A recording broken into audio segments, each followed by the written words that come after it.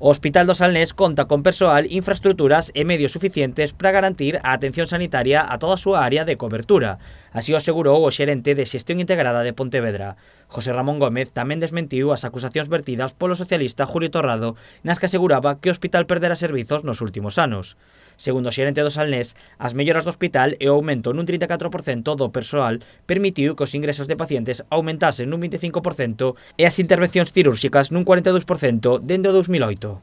É absolutamente imposible prestar uns servicios deste volume sin infraestructura, é dicir, sin quirófanos, sin consultas, sin camas, e prestalo, ademais, sin profesionais, porque, desde logo, non é a xerencia quen presta o servicio. O servicio e o servizo de calidade o prestan os cidadáns.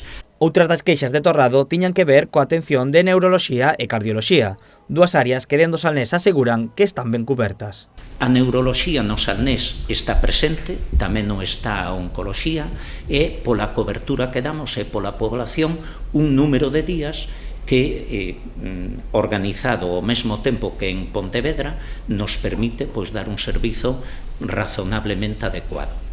Dentro do hospital tamén desmenten que se peche a terceira planta. Aclaran que o que se fai é axustar os recursos ás demandas dos pacientes. Non se pecha ningún recurso sanitario. Non desmontamos as camas da terceira planta de ningunha outra planta. As camas están absolutamente dispoñibles. O que facemos en verano é adaptar a demanda aos recursos que precisamos para atendela. O xerente tamén quiso aclarar o acontecido durante o verán nos centros sanitarios.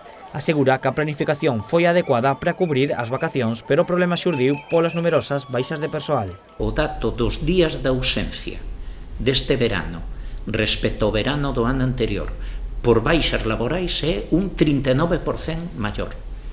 É dicir, foi unha cantidad de incidencias tan acumulada, tan rápida e tan en pouco tempo que xestionar eso é terriblemente difícil. Dende o hospital advirten que todos estes datos están recollidos e se poden contrastar. Piden que non se fagan falsas acusacións para non alertar a poboación.